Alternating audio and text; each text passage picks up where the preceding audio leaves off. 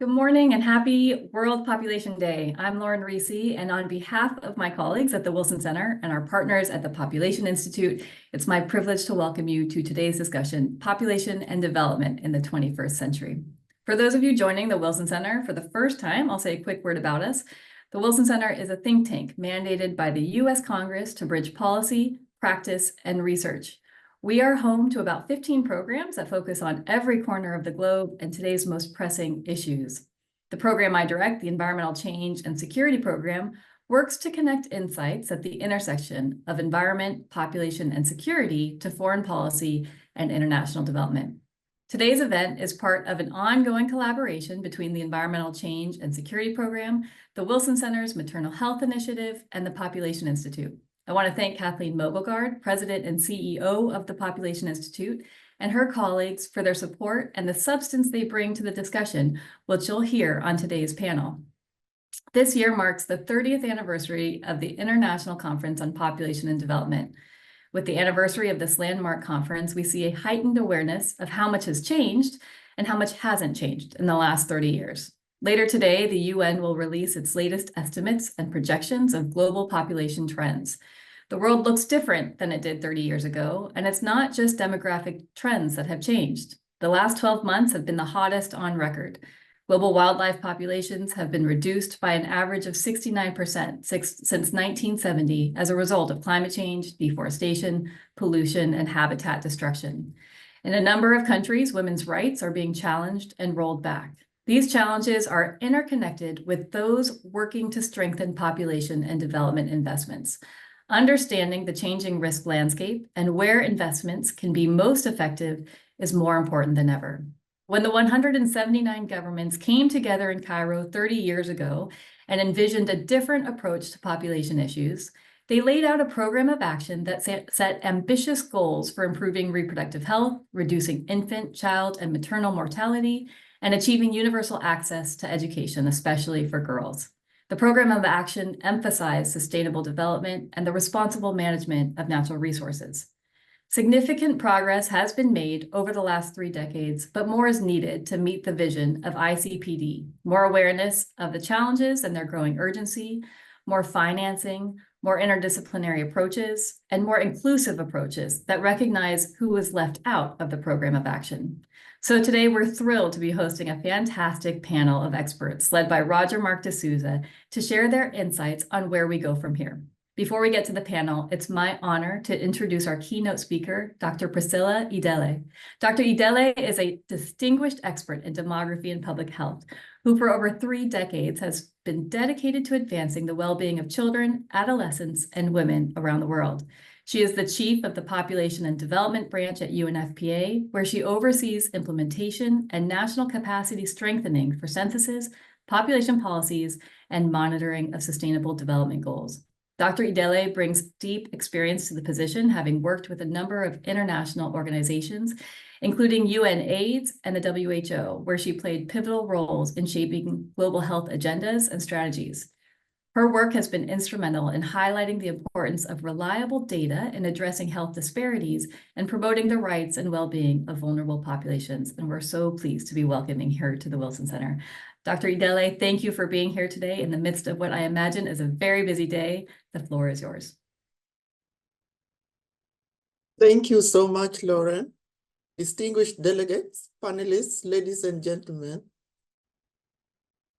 I would like, first of all, to say a happy World Population Day to all of you. This year, as we gather for the World Population Day, we also celebrate the 30th anniversary of the 1994 International Conference on Population and Development, which in short we call the ICPD, and I will refer to it as such going forwards. This was held in Cairo, and during the conference, 179 member states and territories reached a historic global consensus on the Program of Action for Population and Development. The 1994 ICPD Conference and Program of Action marked a paradigm shift in population and development policies and debates. The Program of Action was unique in multiple ways. It placed individual dignity and human rights including the right to plan one's family at the heart of development. It underscored the importance of population dynamics to development, the need to re-examine patterns of production and consumption in the face of environmental sustainability, and emphasized the fundamental need to avoid population targets. It also powerfully underscored the need for disaggregated population data to understand and address inequalities and fight for a world where everyone counts and all people can thrive. Since the adoption of the ICPD Program of Action, the United Nations Commission for Population and Development has been the primary intergovernmental body overseeing the implementation of the Program of Action. UNFPA was mandated as the custodian and the convener of the ICPD Program of Action and has supported 5-year reviews of its implementation since 1999. UNFPA supports reviews at country, regional, and global levels to assess the status of implementation of the Program of Action, to stimulate dialogue among stakeholders, and identify common challenges and opportunities to accelerate progress, including for the Sustainable Development Goals. Next, please. I think Lauren just mentioned about progress. And in these few minutes, it's not possible for me to assess progress of the entire ICPD Program of Action in a few minutes. There has been progress in some of the targets of the Program of Action, which are also embedded in the Sustainable Development Agenda, but much remains unfinished. For example, globally, maternal mortality ratio has declined by over 40%, and infant mortality has fallen by around 57% since then. The average life expectancy has increased from 65 years in 1994 to more than 73 years today, and we are living in a period of healthy aging and healthy longevity. Girls have reached parity with boys in primary school enrollment, and girls now exceed boys in post-secondary enrollment. In the past 25 years, the proportion of young women married before their 18th birthday has declined from 29 to 19%, driven by faster decline in South Asia. However, less progress was achieved in Sub-Saharan Africa and Latin America.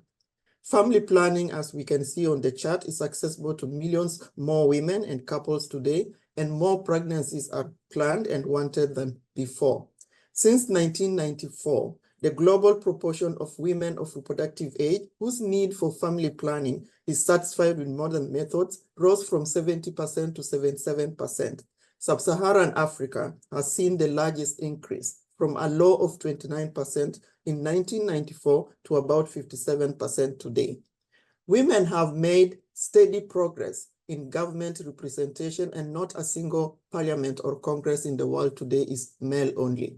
Yet progress is uneven. Global averages mask regional, country, and population disparities. There are stark inequalities across and within countries in the coverage and quality of services offered, with mainly the poor, minority, indigenous, and the rural populations particularly disadvantaged.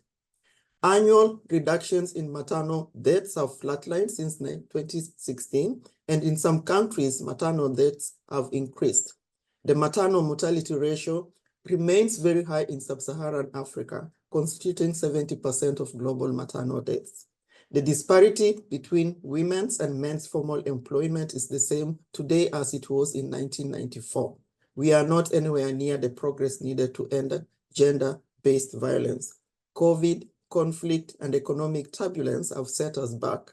The climate crisis has reinvigorated a backlash against women's rights, and new technologies need to be employed judiciously to advance human progress. These are just a few examples of the unfinished business. At the recent 57th Commission on Population and Development, held at the end of April, early May this year, the political declaration that was adopted reaffirmed the importance and relevance of the ICPD agenda while recognizing the need to address unfinished business and accelerate its implementation. It calls for increased dynamics. It calls for political will and financial commitments, acknowledges that population dynamics will continue to reshape the world we live in today, and emphasizes the close linkages between the ICPD Program of Action and the SDG agenda. Next, please. It's important for us also to recognize that the world today is more diverse than it was in 1994. 30 years ago, most countries had high fertility and growing populations. Today, countries with high fertility and rapid population growth are concentrated in sub-Saharan Africa and South Asia, where approximately 66% of the world's population now lives in a country with a total fertility rate at or below the replacement level of about 2.1 children per woman. Countries with slow, no, or negative population growth are grappling with new challenges, including concerns about labor shortages, pressures on pension systems, and financing healthcare for an older population. Given the diversity in population dynamics, countries have adopted contrasting policies to shape their demographic futures, ranging from the promotion of smaller families in some countries to explicitly pronatalist policies in others. Urbanization has reshaped livelihoods and lifestyles and access to services across the globe, while climate change has become an existential crisis of our time, undermining livelihoods, food security, and increasing the vulnerability of populations living in the most affected areas, with climate-related disasters displacing millions of people. The widespread availability of digital technology has impacted demographic dynamics by influencing communication, access to information, and dissemination of data and ideas, but it has also raised risks and harm. The 30th anniversary of the ICPD Program of Action is thus taking place as converging megatrends and polycrises reshape our world. How we respond to these megatrends will determine the future of humanity and our shared planet. Next, please. This is why on the 30th anniversary of the ICPD, UNFPA commissioned a selection of 5 think pieces that highlight how new global trends challenge the implementation of the program of action and propose possible solutions in a world of radical transformation. Under the framing of navigating megatrends, the ICPD Program of Action for Sustainable Future, the 5 think pieces are on demographic change, sexual and reproductive health and rights, population data, climate, and technology. The overall objective of the think pieces is to provide future-oriented blueprints for how the promise of the ICPD Program of Action can be achieved in a modern world and beyond 2024. Next, please. Sorry, back to it. So the think pieces provide key recommendations for the future of the ICPD Program of Action, which include that population policies need to safeguard rights and choices and ensure people can avoid unplanned pregnancies and afford the families they desire. This calls for universal access to sexual and reproductive health and reproductive rights, as well as a better work-life balance and equitable sharing of household and care work. This approach is imperative for all nations, irrespective of whether their populations are predominantly youthful or gradually aging. While the pace and scale of population aging varies greatly between countries, all countries are required or need to prepare for an older society and to support healthy aging. Improving lifelong learning, reforming pension systems, and raising the retirement age are valuable steps, but the implications of population aging extend far beyond these measures. So population aging also highlights the need for countries to strengthen the care economy and underscores the need to increase attention to age-friendly housing and infrastructure. The think pieces recognize that international migration is inevitable in a globalized world, and it will likely increase in the coming years due to climate and humanitarian crises and economic inequalities.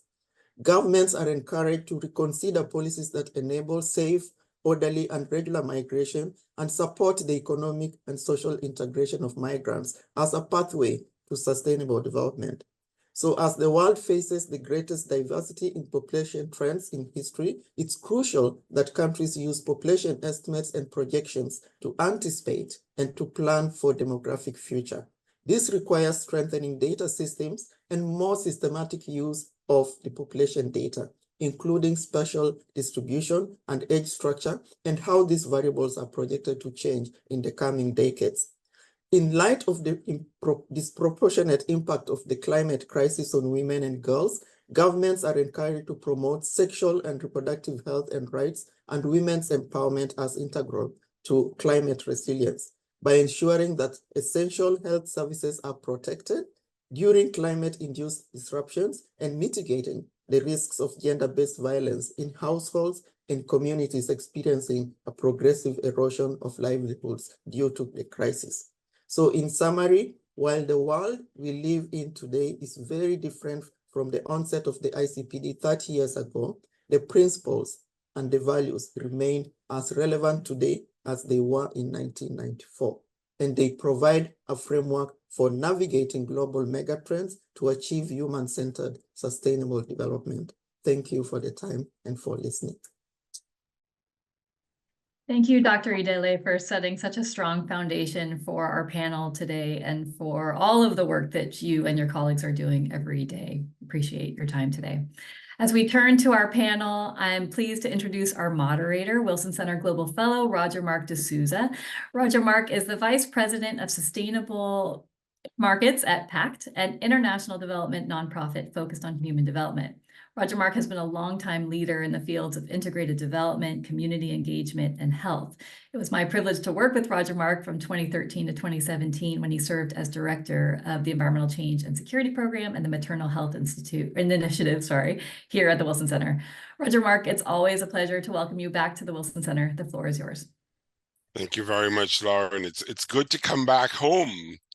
Welcome, everyone, and happy World Population Day. Such an important moment in time for us to reflect and look at these connections. And I'm really delighted to have this time with our esteemed colleagues to discuss the importance of population and development connections from a variety of perspectives. I'd like to kick us off by introducing Dr. Apurva Jadhav, who is the Senior Demographer in the Office of Population and Reproductive Health at the United States Agency for International Development, USAID. And Apurva, I'll hand it over to you to kick us off. Great, thank you. Roger, do you want to kick me off with a question or do you want me to just jump into it? Sure, I can start with a question. So as we reflect on where we are today, we are gathered to reflect on the progress on ICPD plus 30 on today, World Population Day. What do you think is significant about the current demographic moment, in your opinion, from your perspective, and especially for USAID? Great. Thank you so much, Roger Mark. And thank you, Priscilla, for setting the stage so nicely. I could listen to you talk for so much longer. To answer your question, let me start by trying to distill this current demographic moment very simply. There are, of course, many ways to slice and dice the trends and projections in fertility, mortality, migration, but there are two indisputable global realities. Some countries are experiencing prolonged periods of very low fertility and are facing the rapid aging of their populations, and then a growing number of countries' population decline. On the other hand, there's countries with persistently high levels of fertility and are grappling with the challenges of rapid population growth and working to find the resources needed to invest in healthcare, education, and infrastructure. So there are two ways that I'd like to highlight how demographic context shapes our work at USAID. First, I will say this, demographic diversity that Priscilla was mentioning demands a radical rethinking of the model of development itself. These national level conclusions that I just presented, of course, mask nuances of the demographic diversity that's happening even within countries, which necessitates a context-specific approach to development rather than a one-size-fits-all approach, right? So you have Nordic countries that have seen sub-replacement level fertility for years, but then saw an uptick in fertility right after COVID. While you have countries in South Asia that have both aging populations and higher fertility hotspots at the same time. If you look at India alone, the world's most populous country, it has both at the same time, with only 5 out of their 28 states actually at above replacement level, according to recent estimates. And it seems that by 2050, we'll actually have more people in India above age 60 than children under 15. There's, of course, so much going on beneath the surface with an unfinished agenda of early marriage, early sterilization, and limited method choice. But India, I think, demonstrates that achieving replacement level fertility is not necessarily always aligned with expanding individual rights and choices with respect to reproductive health. So for the most part, development agencies are concentrated in this global north, largely facing that first demographic reality that I mentioned, while the programs they fund are in the context of that opposite demographic reality. And Alex Eze has written a really nice essay talking about this sort of contradiction. How development agencies have worked in contexts based on past demographic realities then will need a massive rethink to face this remarkably different demographic future. Funding and programs that center donor priorities and not country priorities risk ineffective policymaking and weak progress on development outcomes, which actually then begs the question, in today's discussion on population and development in the 21st century, which is the title of our conversation today, our conversations are so focused on that population piece that demographers and social scientists aren't as involved in the weeds of the discussions about rethinking development itself, which is being shaped by those new realities. So we cannot talk about equity and partnership without radically rethinking the rules of this partnership.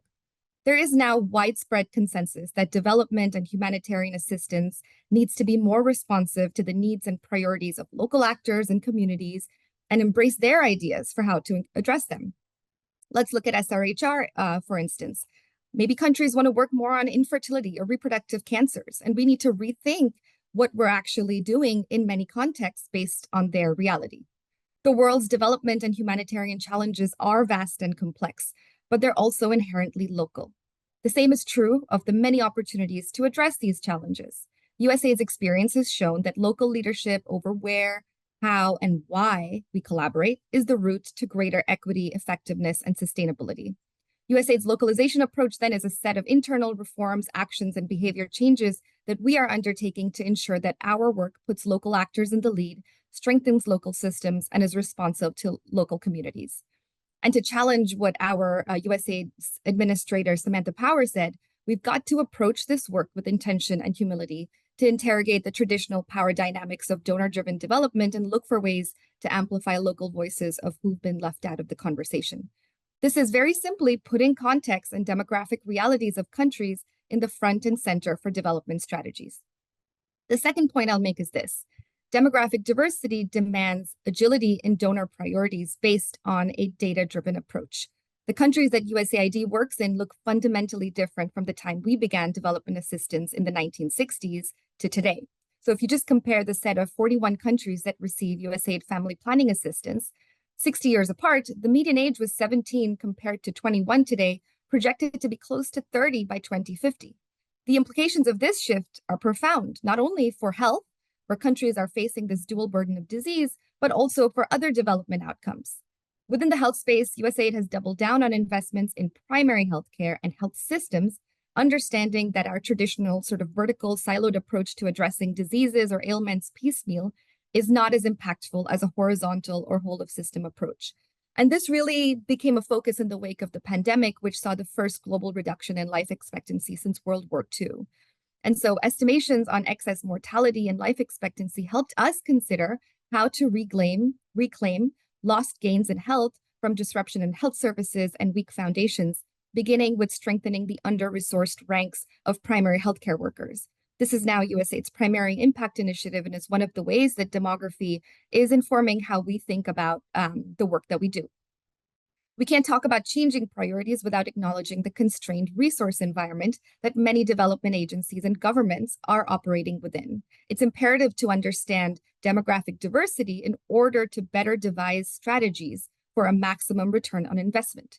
In those 41 countries that I mentioned before, that are our priority countries, 5 are at or near replacement level, 5 are at or above a TFR of 5, and the rest are in between. And there's, of course, greater diversity within those countries as well. So USAID's family planning and reproductive health budget, on the other hand, has remained stagnant at about $575 million since 2010. In the present scenario, the value of those existing resources continues to decline, especially as the global population of adolescents and women of reproductive age steadily rises thanks to population momentum. To meet the sexual and reproductive health needs of this growing population in their reproductive years has to be addressed in a different way. So my office has made some evidence-informed decisions on how to focus resources, prioritize specific SRH issues, and leverage cross-sector opportunities to achieve favorable SRH and development outcomes. Finally, as we reflect on this current demographic moment, which is how you kicked us off, Roger, Mark, we must acknowledge that the ICPD consensus asks us to center individual rights and choices with respect to reproductive decisions over demographic concerns. Our goal is to help individuals realize their reproductive goals and preferences, and those decisions ultimately have demographic implications, but we must center our discussion around individual rights first and foremost. Thank you. That was wonderful, Apurva. Really like that you focus on the demographic context and how that has changed over time. The focus on localization, rights, and financing and what that means as we move forward. I think that provides a wonderful opportunity for us to hear from Dr. Kechi Owu, who is an associate professor of economics at the University of Ghana, and she focuses on spatial econometrics, health and demographic economics, poverty and inequality, gender and climate and environmental sustainability. So there's a lot packed into there, Kechi. And I wanted to talk a little bit about the link and the connection to climate. We know that developing countries have some of the highest population growth rates, but to date, their contribution to global greenhouse gas emissions has been very low. So, you know, in the context of contextualizing how we talk about these issues, how can we reconcile this with the argument that population growth is a major factor in environmental damage? What are your thoughts? Thank you very much, Roger Mark, and I'm very pleased to contribute my comments to this very important meeting while we mark World Population Day and the milestone that is the 30-year anniversary of ICPD. So to answer your question, yes, environmental impact is a function of population, that is true, but there are other factors at play, such as the production technologies and, being employed by various countries, as well as the levels of consumption that we see. So let me paint a picture. For example, between the 1990s and 2024, the population of the world less than doubled, right? Moving from about 5 billion to the 8 billion we have now. But global incomes, on the other hand, increased about 5-fold. Now, what this means is that standards of living have increased tremendously within this 30-year period. But if we were to examine the regional breakdowns, right, we would notice that production and consumption patterns, as we see them across various countries, actually have not been equitable.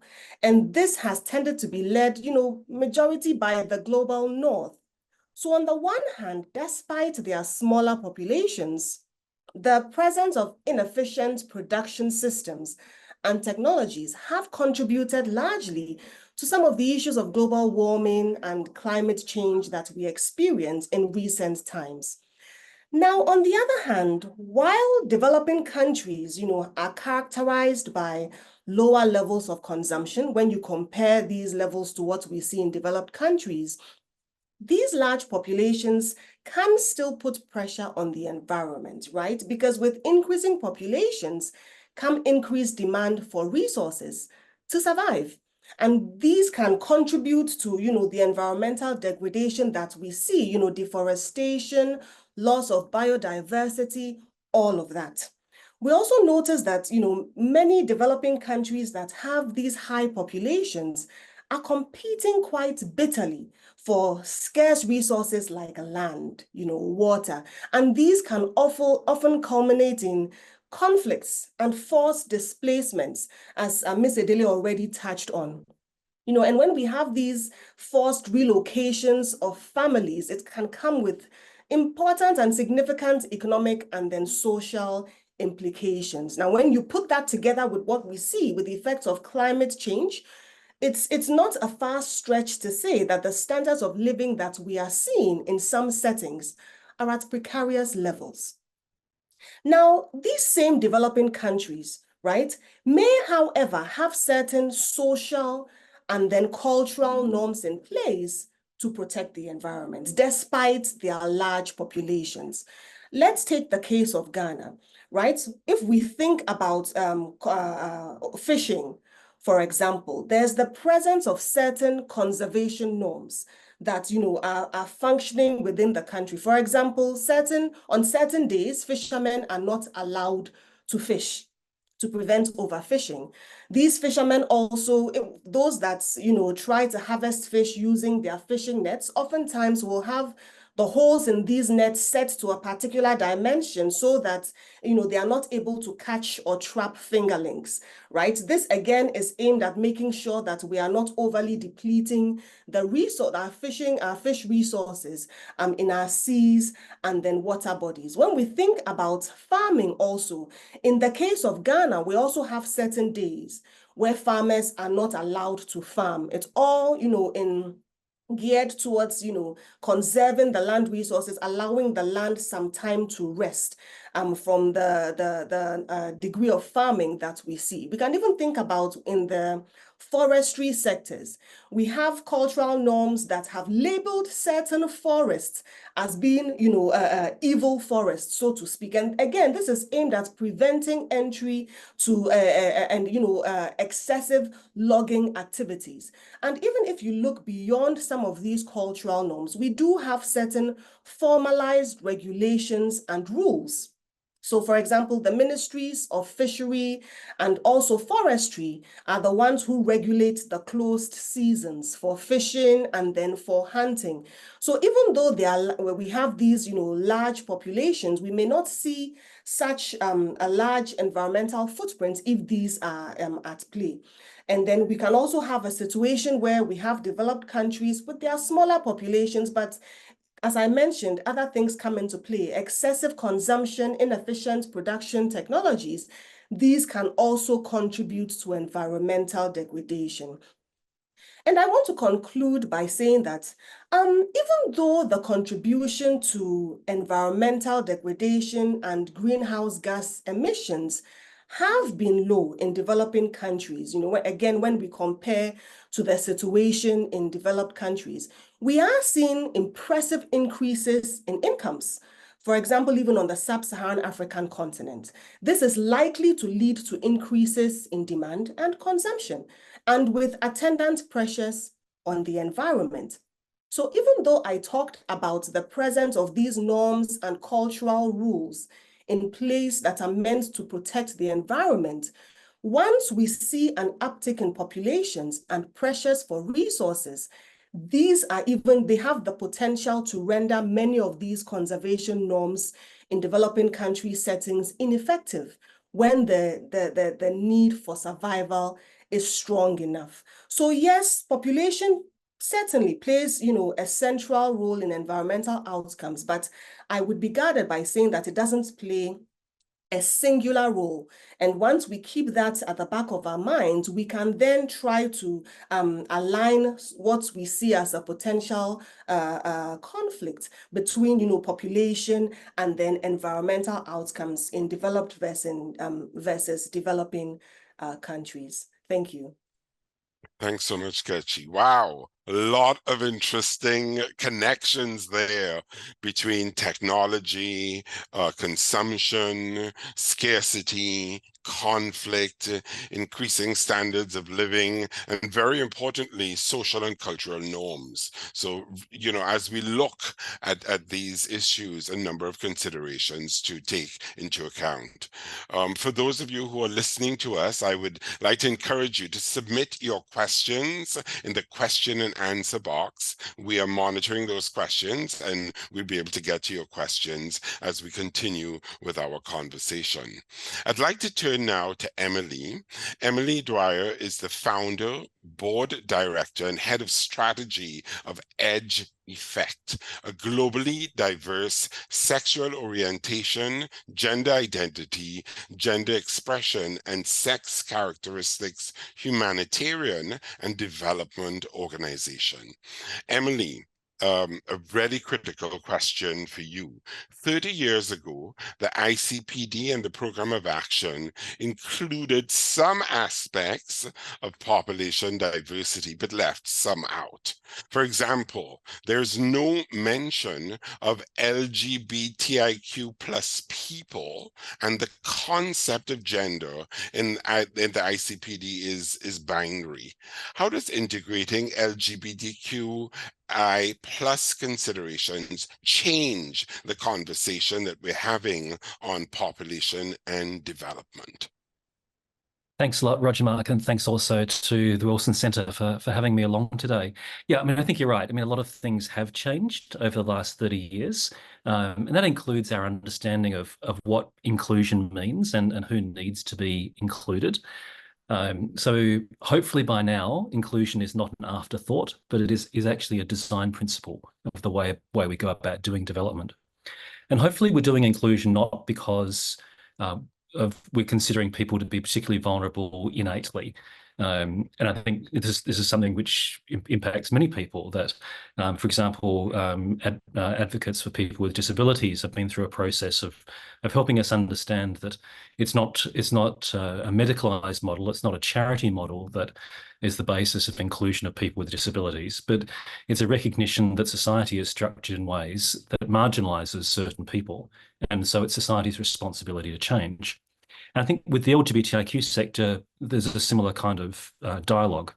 And sort of what we spend a lot of time doing is helping organizations and actors understand the kind of assumptions that are made, the way that societies are structured, that inherently exclude LGBTIQ people. So assumptions that everyone is heterosexual, assumptions that everyone is a cisgendered person, that is, that their gender identity is consistent through their lives, that their gender falls into one of two categories and that there are no other possibilities, or that everyone has biological sex characteristics which fall into those of male and female bodies.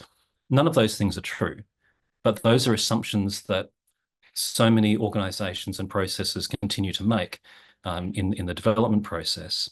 I think it's really important to just to draw attention to a statement that was released by UNFPA today, a statement from the ED.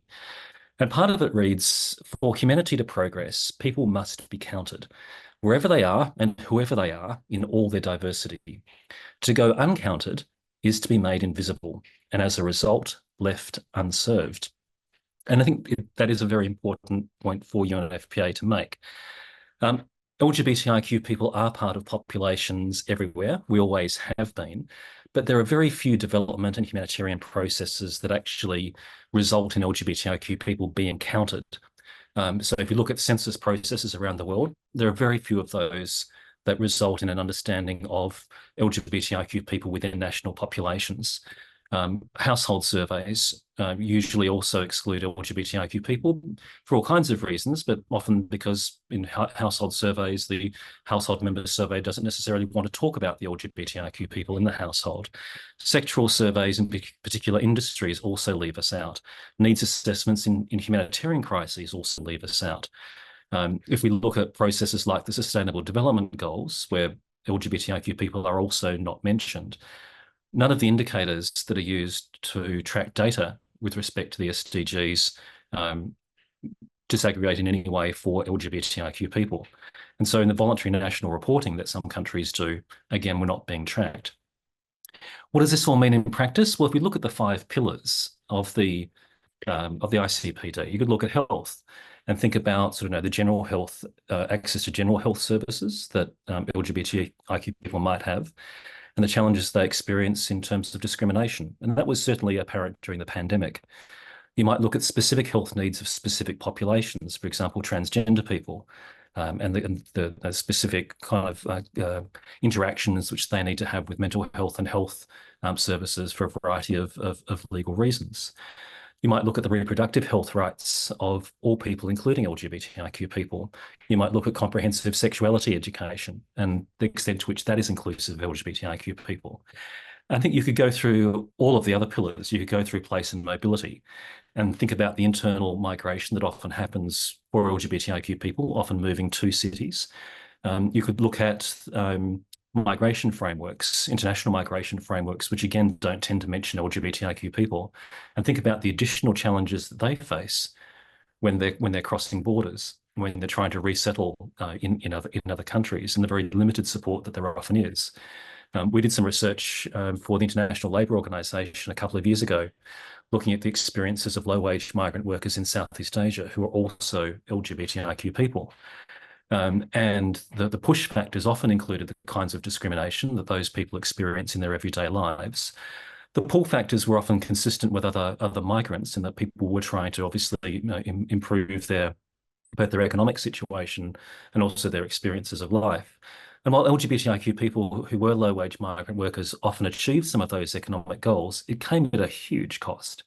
The kinds of discrimination that they experienced in transit, the kind of additional discrimination that they face as migrant workers, on top of what migrant workers often experience, was quite profound. We can look at the other topics, at governance and accountability and the opportunities for participation, at sustainability, and we might touch on climate justice later, and broadly on dignity and human rights. And of course, all human beings are free and equal in dignity rights. And as Ban Ki-moon said a decade or more ago, not some, but all, and you don't get to choose. Finally, I think to wrap up, we just don't have any way really of tracking ways in which LGBTIQ people as parts of populations are having their needs met, or whether they're being left behind. There's very limited data which is available to support efforts to create new kinds of tracking tools. UNDP and World Bank have been trying to set up a specific set of indicators and a process to track LGBTIQ lives, but it's hamstrung by a lack of basic data. In the area of AI, we're concerned about what happens when decisions are made by algorithms using data sets that don't necessarily include LGBTIQ people. These are all really difficult issues. And there are, of course, problems with both the visibility and invisibility of LGBTIQ people. With visibility comes risk, and with invisibility has often been used as a tactic for us to survive. So these are not simple issues, but they're issues that we need to put a lot more time into. Because as the independent expert on the sexual orientation and gender identity mentioned in a report a couple of years back, it's not good enough for policymakers to be working in the dark, to be left only with personal preconceptions and prejudices to guide their decisions. LGBTIQ inclusive data, including population-related data, is a state responsibility, and it's a responsibility of all of us. Thanks. Thanks very much, Emily. That was really powerful. I mean, you started by talking about inclusion as a design principle, and you provided so many concrete and specific examples in a variety of sectors where this is so important, and really important recognition of the importance of data being counted, visibility and invisibility, and sort of the different dimensions of that. So very, very powerful. Thanks so much. I'd like to move now to Kathleen Mogulgard. Kathleen is the president and CEO of the Population Institute, where she directs the organization's advocacy and public education activities.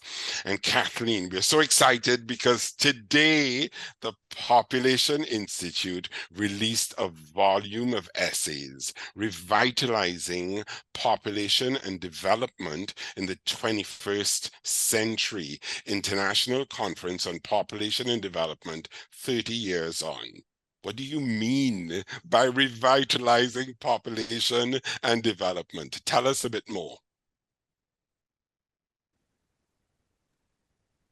Great. Thank you, Roger, Mark, and hello, everyone. It is a real honor to be part of this panel on World Population Day. And in this year, when we are recognizing and celebrating the 30th anniversary of the International Conference on Population and Development, revitalizing population and development. I feel like that's what we've been doing in this conversation so far today. And it was something that was of deep interest to the Population Institute as we were approaching the 30th anniversary of the ICPD. We wanted to remind ourselves of the full content of the program of action that resulted from the 1994 ICPD. I think we all remember kind of that core consensus. I think what we mostly think about when we think about ICPD from 1994 is that incredibly important core consensus around the right of couples and individuals to freely and responsibly determine the number, timing, and spacing of their children, and to have access to the information and the means to do so. That's something that we all took away from the 1994 conference and we continue to carry with us today. But when we wanted to take a deeper look at the fullness of the program of action and understand what did that document say about population and development more broadly.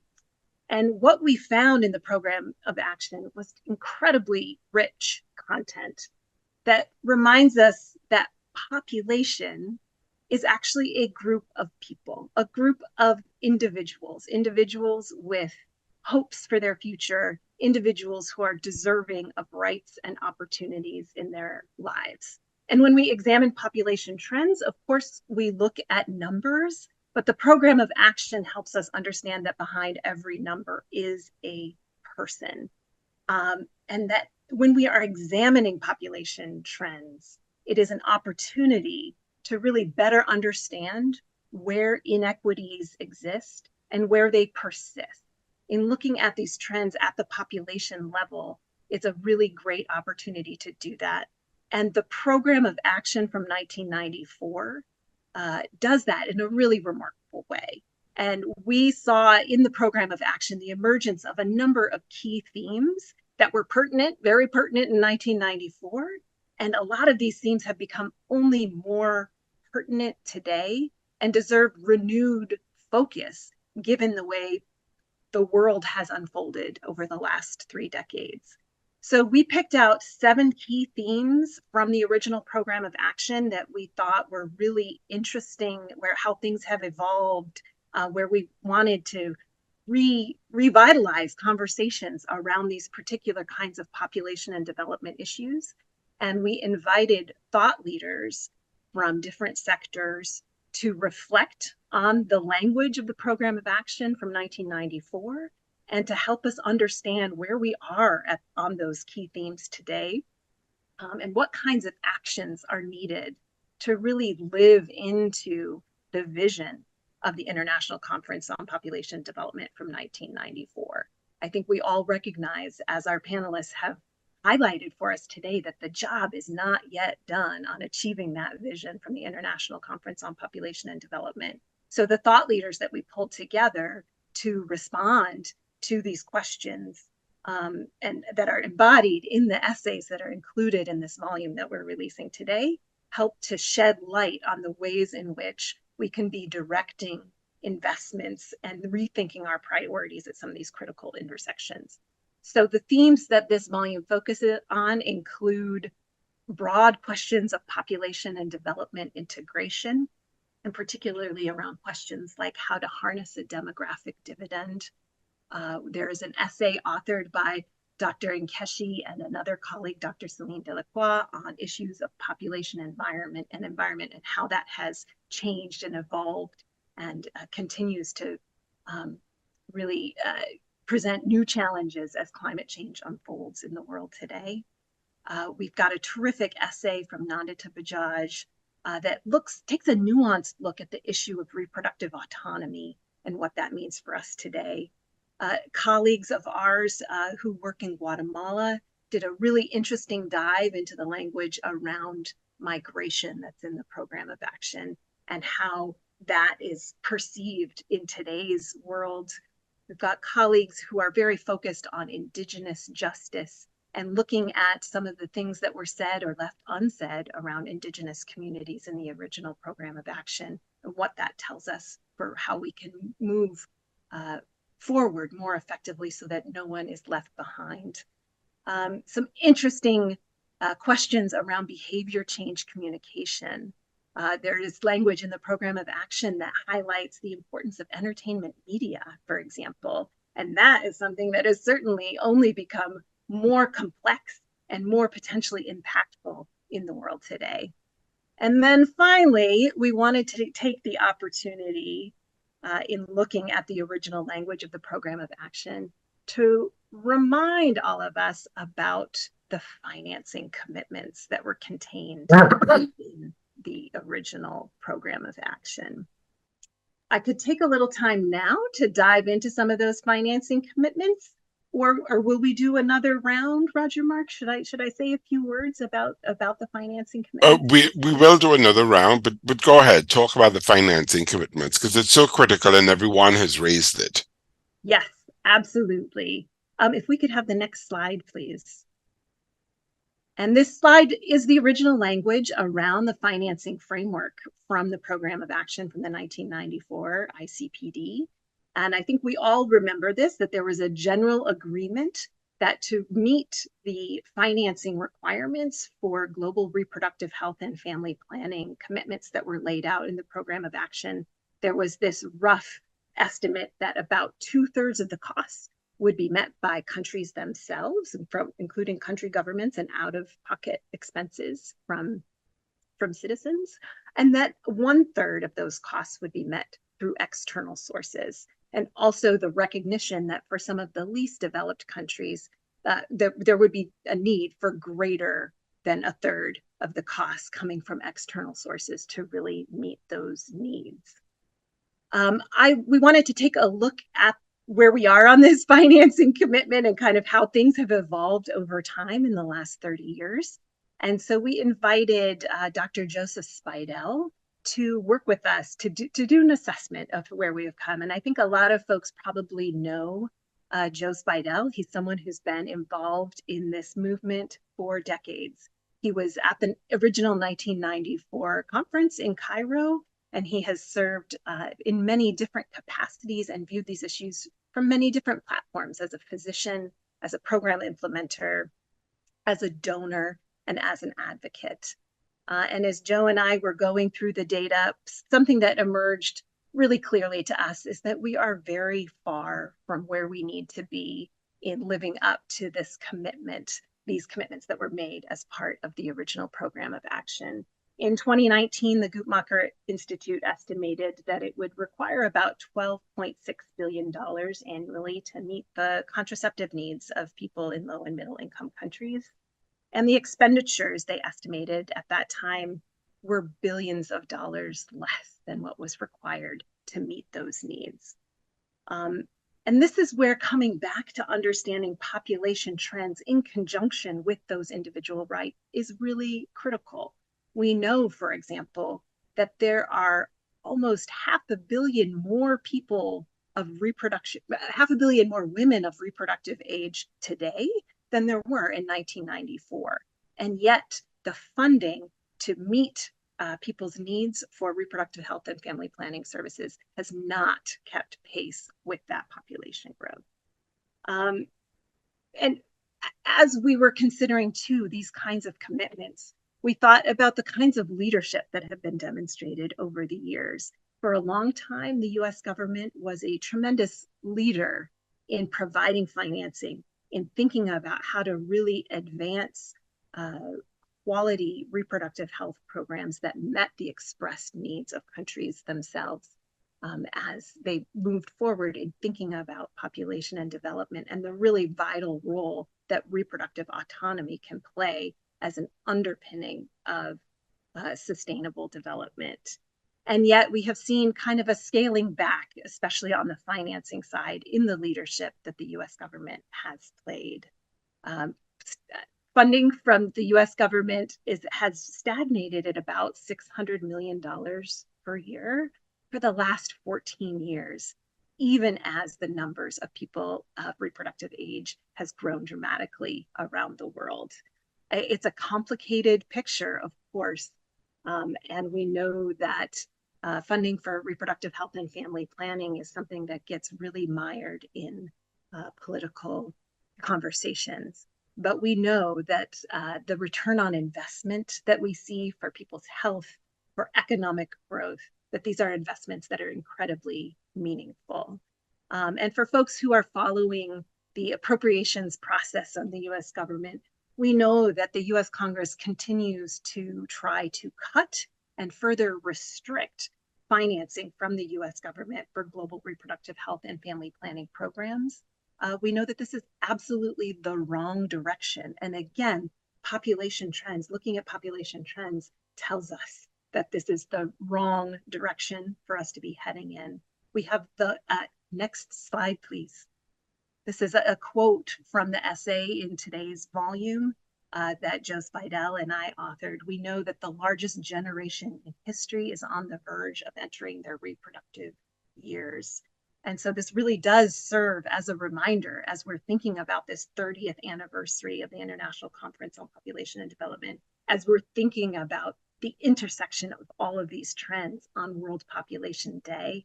And as we're thinking about what later today the UN Population Division will be telling us about where population trends are headed in the future, what we really need to do is reconsider and recommit to the financing framework that would enable people to really achieve reproductive autonomy and to have the ability to plan one's family because of that foundational element that provides for development and well-being. And of course, a prominent impediment to achieving that vision from ICPD is this persistently inadequate funding for global reproductive health and family planning.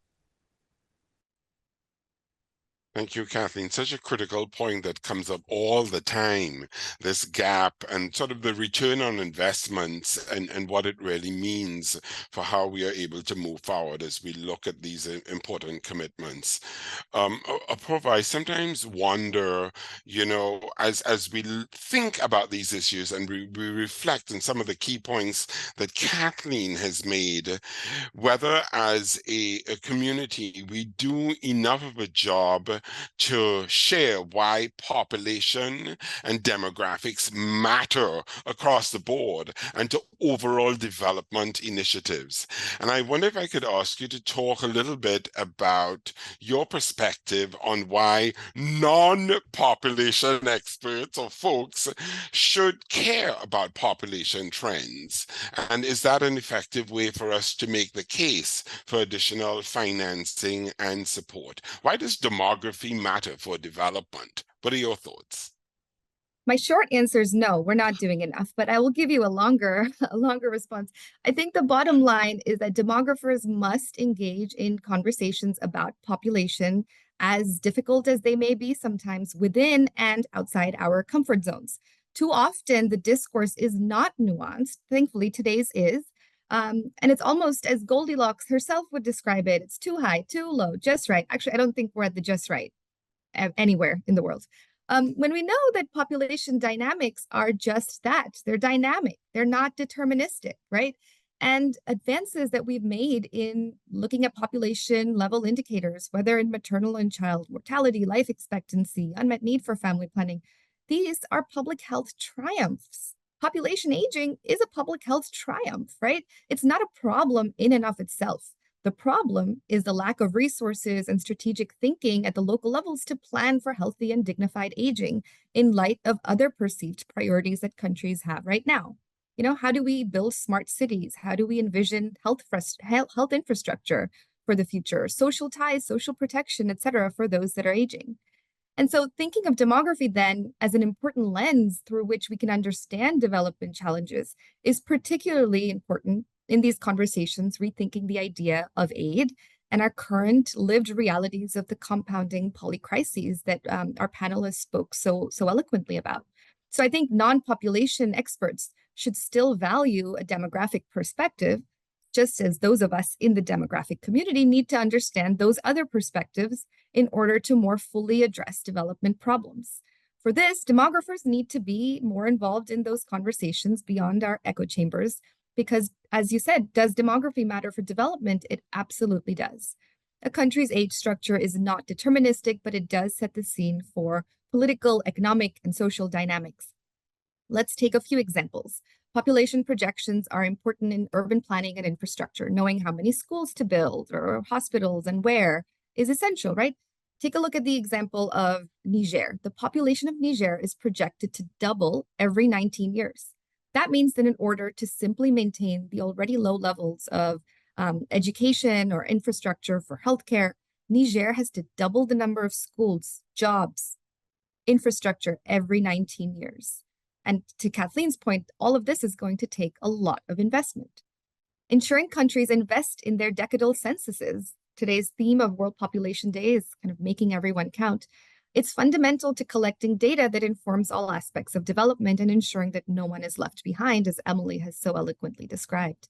Political scientists need updated population counts to understand voting behavior and put it to good use. For instance, India's current legislative map and allocation of seats is based on their 1971 census, which is, as we all know, a very different demographic reality compared to today. And so USAID has made this kind of multi-decade commitment to advancing population data availability and accessibility, including key data about underserved communities. This is within our DHS program or our agreement with the US Census Bureau. More examples, national security experts. Hey, the NATO summit is happening in the backyard, right? Today, they'll tell you that demography matters because people, human numbers, and the potential that they embody are essential to state power. All else being equal, countries with more people have more workers, bigger economies, and a larger pool of potential soldiers, right? As a result, some experts have posited that growing countries find it much easier to augment power and extend influence abroad. They say that changing demographics will play an important role in changing the terms of trade in friendly partnerships as well. And I could go on. Fundamentally, however, demographers are largely missing from these decision-making spaces. I'd love to see more of us at different levels of local, regional, and national level policymaking. And finally, I'll say that demographers have an important role to ensure that countries do not turn to demographic solutions to ease demographic anxieties. Policies may restrict access to contraceptive services or promote pronatalist payments or restrict migration. And we know that such approaches rarely succeed, as they often fail to address the underlying social and economic causes of demographic change while distracting leaders from the needed actions to adequately prepare for their demographic futures. And this bears repeating, particularly as we stand 30 years from the International Conference on Population and Development, where in 1994, the US government was a formative champion of the Program of Action, which contributed to this sea change in elevating human rights, gender equality, and global health like never before.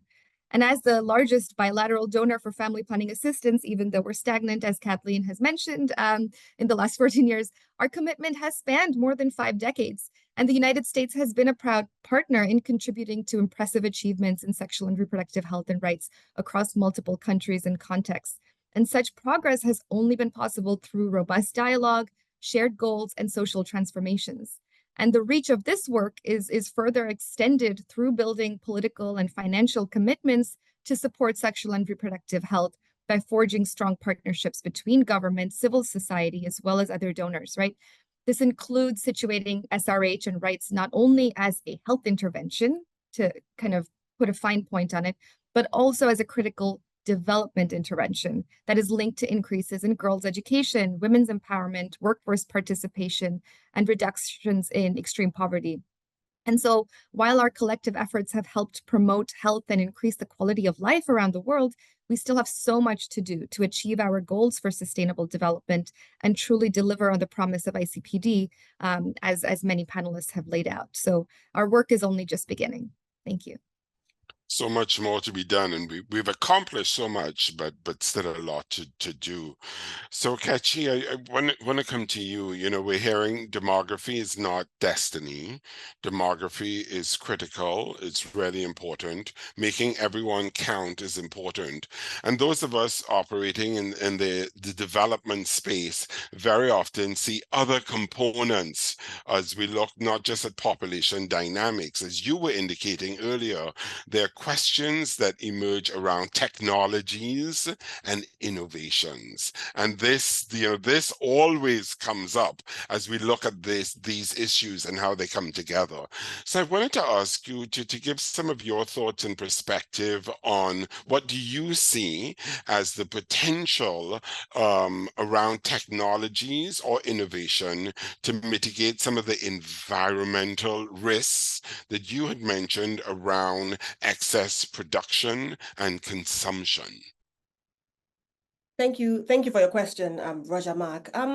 So I think that the availability or the access to appropriate technologies and innovation can make a great deal of a difference in our environmental conservation efforts. And we are privy to quite a few of them that are out there currently. So for example, we hear about, or we have seen in more developed countries, the use of things like electric cars, right, aimed at reducing carbon emissions. There's also a lot of interest in, green construction, where we are interested in the use of these sustainable materials to make building materials. And then also, the creation of green spaces, all aimed at, managing our emissions. You also have, the attempts to try to manage the use of certain resources like water more efficiently. We have examples, like rainwater harvesting. We also see the use of more solar technologies, more recently. And then we have a few other technologies that are coming up to try to, protect and continue to preserve the environment. I think that some of these technologies, however, come with a heavy cost burden.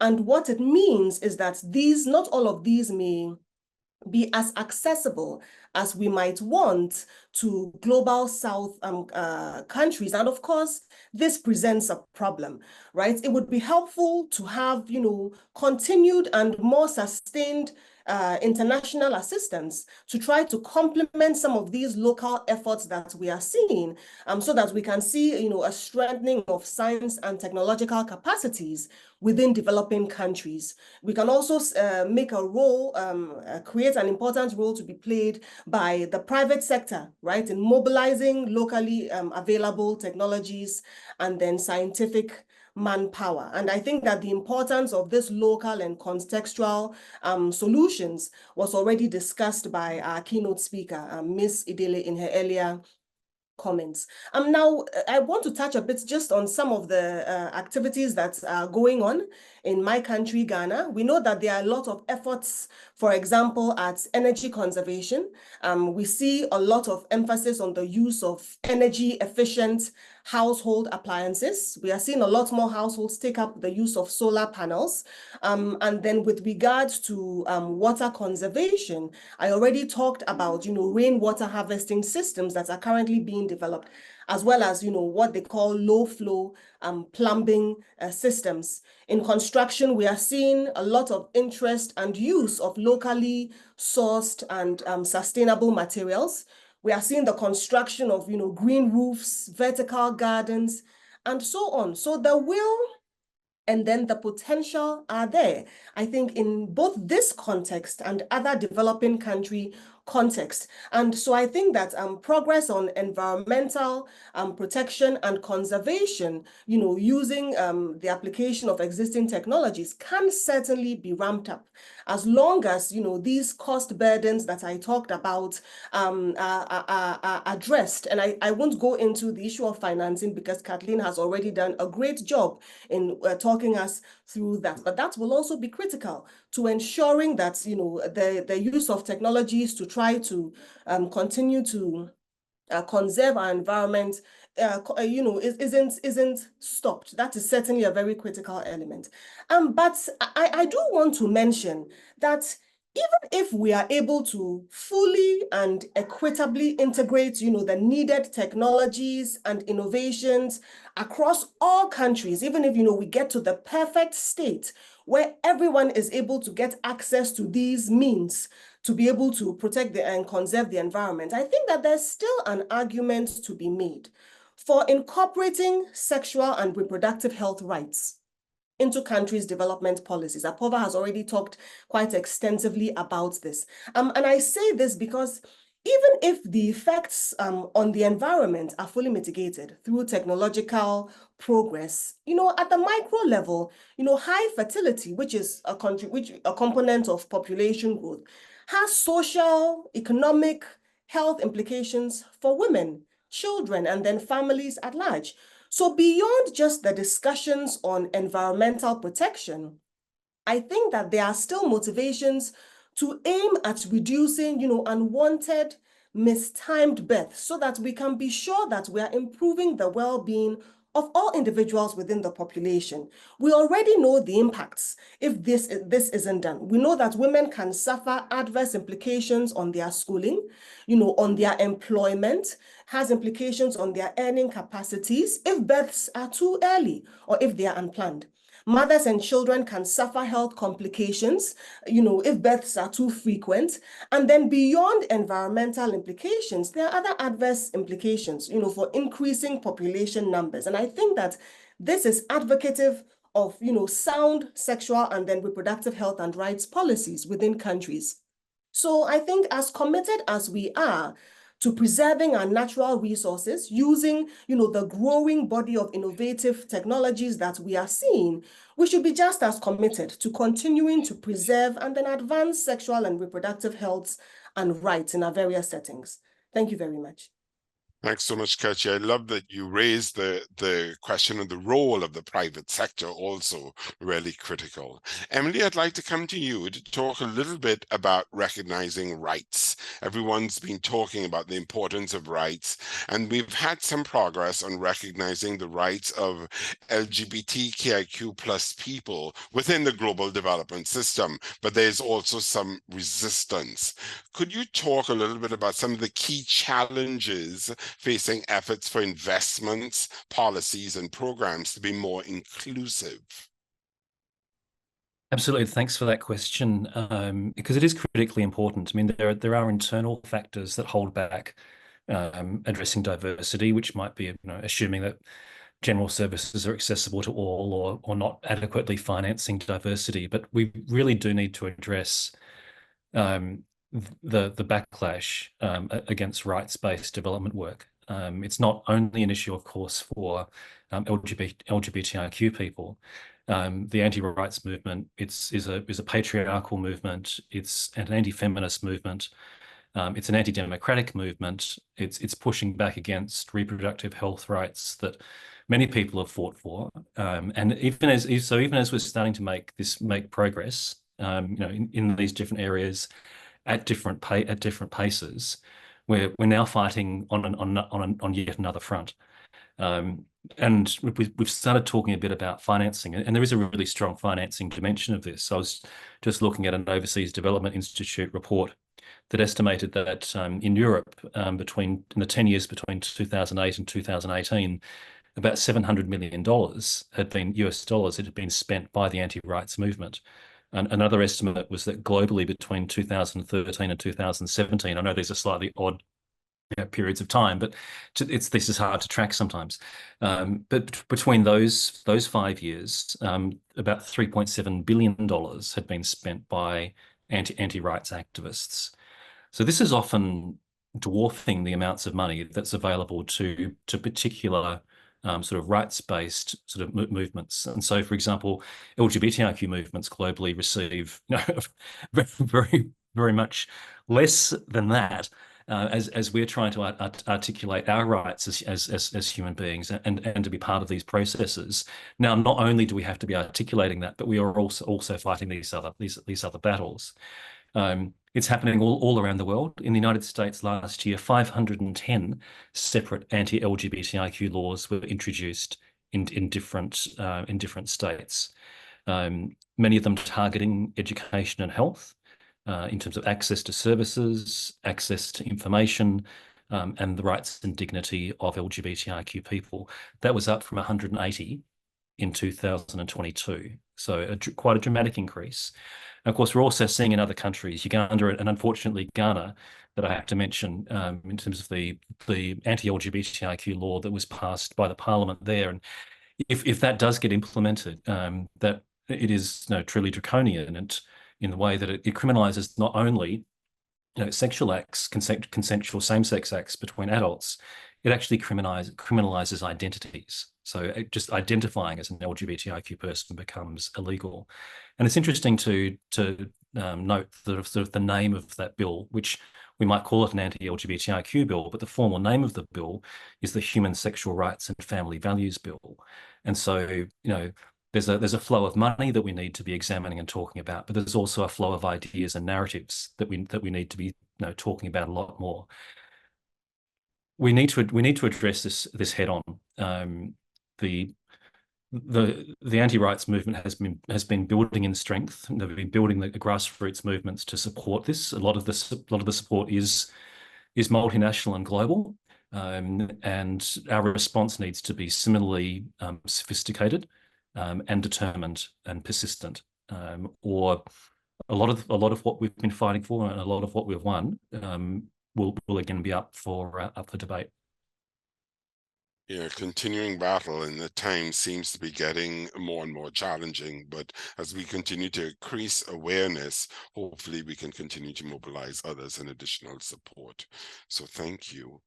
I'd like to move to some of the questions that we have from our audience. We have a few questions that have come in, and I'd like to see if we can do 2 rounds. I'd like to start with a question from Patricia from Georgetown University, who is asking about the well-recognized integrated programming on population health and environment, wanting to have a sense of where does that field stand today, and has there been additional support at a policy level for integrated development programming that specifically brings in the population dimension. Similarly, Joshua from the Masses Project on Population is asking whether the panel can speak to some of the benefits or opportunities of a bigger population. Is population growth a good thing, and how can we think of that in a beneficial way? And then we have from Maria Corazon from the Philippines asking whether there are models or examples of operations of effective and balanced programming that specifically benefits marginalized communities in this society. So focus on integration, on population growth, and marginalized communities. So let's just open it up. Would anyone like to kick us off? Go I'm ahead. happy to. Oh, sorry. Go ahead, Kechi. Kechi, yeah. Okay, if you're sure. I was interested, I'm happy to take the question on, that was asking about the potential benefits of a large population growth. And I think that this speaks quite a bit to the ongoing debate, right, between that relationship, between the relationship when we talk about population and then development. This tends to be a complex one, right? On the one hand, there's the concern that when we continue to see population growth and increasing numbers, it will tend to depress standards of living, right? Because the population may outstrip the continent's natural resource provisions. This goes back to the teachings of Thomas Malthus, right? But on the other hand, it is important to emphasize that we do have other people on the other side of the aisle who feel that there are some benefits to having a larger population, right? And this is because they feel as if, more people would propel, social progress, would see the creation of greater social wealth. If we have more people on the continent, we have more people to come up with more brilliant ideas to push science and technology. And they argue that if the concern is about environmental sustainability, well, then you would have more people, developing the innovations and solutions then to help us to address this. So in this vein, population growth is seen as a good thing. So yes, I think this question certainly brings up, and it's important to be aware that even this debate is is still ongoing, right? But I will, of course, emphasize that the argument for, the development of technologies to help to address some of these environmental issues that we see, as I mentioned before, some of these tend to be working out, yes, in certain parts of our world, but not in others. So therefore, it's important to still keep in mind the potential, that unchecked population growth could have on other aspects of our lives and on well-being, particularly since we are seeing that the benefits are not, equitably distributed, as well as, the cost of population growth. Thank you very much, Roger Mark. Great. Thanks so much, Kechi. Kathleen, what about your thoughts? I would love to respond to Patricia's really terrific question about integrated population health and environment models of program implementation that really bring together some of the population and development issues that we've been discussing today. And I really want to give a nod to USAID, who back in the 1990s provided support and encouragement for these kinds of multi-sectoral programs that would integrate natural resource management, people's access to reproductive health and family planning, and other development interventions into a single package, and really piloted that in a lot of places around the world. I think that really helped to build that experience in ways that continues today. We see really robust multi-sectoral community-based approaches happening in the Philippines, happening in Uganda, happening in places all around the world. I think, unfortunately, there's not as much financial support for these kinds of multi-sectoral approaches to continue and to scale up and to be replicated in places where they could really be making an impact, especially as we're seeing the impacts of climate change provide greater and greater challenges to community level development in particular. But there are tremendous opportunities and a lot of conversations happening now within climate change adaptation spaces about how investing in the empowerment of women, in the education of girls, and in ensuring that people have access to this very fundamental aspect of healthcare, how that can build their resilience in times of adapting to the kinds of climate change, the changes that we're experiencing. And our keynote speaker, Priscilla, spoke to this issue, and I'm excited that UNFPA has a think piece about climate change in particular.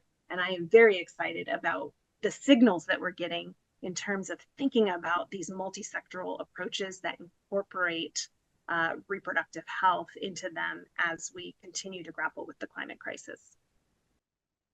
I think that's really important. And I would just add, we've seen in this field with integration, the role of the private sector being really critical. We've seen the connections to security as being really important. And coming out of the most recent climate change COP, the increasing recognition of bringing the connection between climate and health as being really critical. I know earlier, I think it was you, Emily, who mentioned the importance of mental health. This is also another important dimension that has emerged. Emily, any thoughts from you on the question about addressing marginalized populations? Yeah, I mean, and this is obviously it's a complex question and a complex answer, but I'll try to do justice to it in a couple of minutes. I mean, I think it obviously needs to be addressed in a multi-level kind of way. So, and I think the question came from the Philippines. So, for example, in the Philippines, there is a SOGI rights bill which has been passed by the lower house, but not the upper house of Parliament. So, it'd be great to get that kind of legislative change. There might be sort of change in terms of ideas around norms that are also sort of embedded in different kinds of laws, but also governmental policies and social practices. So that might be, for example, the way that the idea of the nuclear family or the sort of a heterosexual family is sort of written into a variety of laws in the Philippines. And so there's an organization called Galang, which does a lot of work with lesbian, bisexual, and queer women and living in poverty in urban areas, and looking at the way that people who aren't part of those sort of heterosexual family units then find it difficult to access the kinds of benefits and services, social protection services that other parts of the community can access. I think that also implies then that there are partnerships going on with local LGBTIQ organisations, but really critically important conversations between different parts of society. So you've got maybe the parts of government, LGBTIQ parts of civil society, other institutions which are influential in society.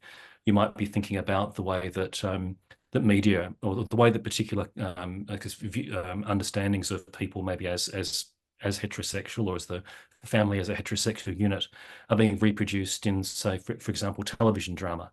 I think educational media was mentioned earlier in this webinar. So I think we kind of need to approach it from all of these perspectives. That kind of makes it sound that it's really like it's really difficult. But I think there are also examples of where it has been done successfully, and one of those is Uruguay, which had a social protection system that was sort of typically fairly exclusionary toward LGBTIQ people, and there was a process from about 2012 onwards where there was a redesign of that social protection system from a rights basis. And realizing that public policy, especially social protection, needs to be engineered to actually include certain groups. And I think Andre Scagliola, who's the government official involved, said at one point that when they actually started designing social protection services to be inclusive, and this is a quote, "This was the first time that the state approached this community with another face. The only two faces that the state that trans women saw were the police and the Ministry of Health because of the control of infectious diseases and HIV. This was the first time we approached you, not to sanction you or examine you, but to recognize that you've been neglected of all human rights, that we're now doing something to change. And that process itself was so important." So there's laws, there's norms, there's relationships, and there's intention, I guess, are all part of that. Great, thanks very much, Emily. So as we wrap up, I'd like to just highlight some other questions that have come up, and I'll go to each of you just to take a minute, not necessarily to respond to those questions per se, but if you can give any final concluding remarks. So we do have a question about the role of industrialization, employment, and government accountability to avert environmental degradation. This is coming from Isaac with the Providence Institute, and Ketchy, I know you talked a little bit about that. We did have a question about the role of data and indicators, such as the total fertility rate. What challenges do we see in looking at indicators and recognizing the individual? So, we talked about the person behind population. And finally, Lisa from the US Census Bureau is asking, how do we see the role of countries in the global north and in the United States specifically in addressing the climate crisis in a way that directly benefits the global south? What's the role and responsibility of the global north? So a lot to cover there. So I just wanted to highlight those topics so you know what's on the mind of our audience. But just I'm going to give you a minute, because we're at time, for final concluding remarks. And Apurva, if we could start with you, if that's okay. Sure. Thank you so much. I think that given that we're here today on the International Conference on Family Planning and Population and Development's 30th anniversary, I'd like to say a little bit about that second question that just came in about the role of data and indicators. We have our population level indicators like TFR. We have our other indicators like contraceptive prevalence that we track, or unmet need that's much maligned in a lot of the discourse. And how does that fit into a lot of the rights-based perspectives? I think there has been a really watershed moment in the last year or two, particularly when it comes to reimagining how we measure progress in family planning. And it's been long overdue. I mean, there's been a lot of work that started in the 90s, but it's really come to a crescendo in the last few years, I'll say, where we're looking at, well, how can we actually redefine how global family planning programs from donors, also from national governments, can really rethink what success means. a woman or a couple choosing not to use contraception that is informed and voluntary should be still determined as success, right? But traditionally, we've only looked at success in terms of number of new users, for example, right? And so there's been this really big shift in person-centered measurements where we're looking at preferences, we're looking at a lot of different methods, we're looking beyond contraception in itself because we've also been conflating contraception with family planning. So I think it's a really exciting time right now in the world of family planning, and hopefully a lot of the research that's coming out of academia as well as from civil society will really make a sea change as countries are thinking of their next development plans or their family planning strategies moving forward, given this kind of complex reality that we're all living in, that we've spoken to today. So that I find to be the most exciting piece in terms of rethinking measurement in family planning.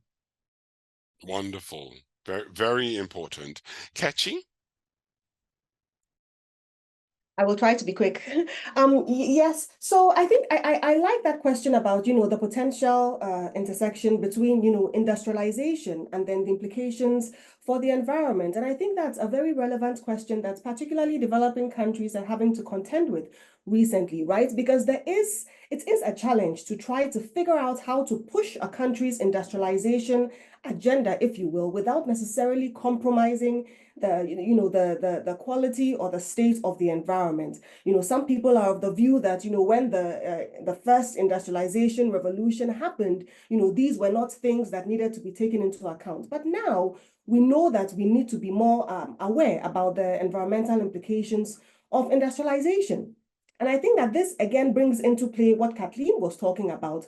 That means that development then, will have to be supported by financing initiatives, because in trying to make sure that we don't destroy or developing countries don't compromise their environment, it will lay a bit more of a cost burden for those countries, and then it makes it more difficult to push the development agenda. So I think that this is, it will be important for developing countries, while still sticking to their industrialization agenda, to be broad-minded about the implications of environmental damage, right? But still, that will have to be complemented by the assistance, from our international partners to see it through and make sure that industrialization is happening without compromising our environmental standards. Thank you. Thank you, Ketchy. Emily? On climate and the global north, I'd try to answer this quickly just by giving a shout out to the New Security Beat blog. So there was a June Pride Month post there about how to include LGBTIQ people within climate justice dialogues and what we can bring to that, what inclusion means, but how we can also potentially disrupt and renew some of those discussions. The other thing I would say about that is that a lot of the energy and ideas in terms of what LGBTIQ inclusion means comes from the majority world, from the global south. So a lot of this is about listening and not making assumptions about where those ideas are coming from and where that energy is coming from. Thanks. Great, thank you very much. Kathleen? Wow, there's such a richness and diversity in the types of questions that have been coming in. And I think that really is representative of what we are trying to do in this 90-minute webinar today, to really think about the multiple ways that population and development come together and understand, revitalizing those conversations to understand that we are not talking about numbers or indicators, but what we're really talking about is people's lives, but how those experiences of individual people add up to a population level and what that can tell us about where we are now and where we want to go. And I think this is just a tremendous opportunity on World Population Day, and as we're thinking about the 30th anniversary of the ICPD, to really look through a population lens at the multiple issues that are connected to population, and thinking about what that tells us about where inequities exist and persist,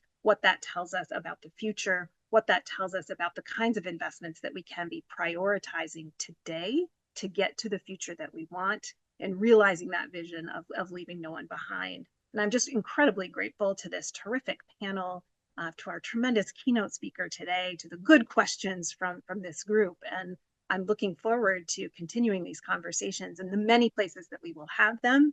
And as Apurva said, getting outside of our comfort zones, sometimes getting outside of our echo chambers to really have these kinds of conversations across sectors, out of our silos, to understand where we're headed in our common future. Thanks so much, Kathleen. Really excellent words as we come to the end of today's session, but not only just dialogue and conversations, but to move to action. We know that there are concrete things that we can all be doing. We talked about contextualizing. We talked about the importance of data, but also recognizing the people and rights behind that data. And we talked about inclusion as a design principle.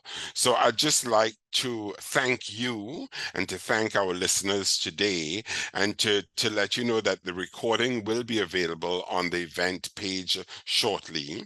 We've had a really excellent discussion and panel. I come away feeling inspired. So thank you, Apurva, Kechi, Emily, and Kathleen.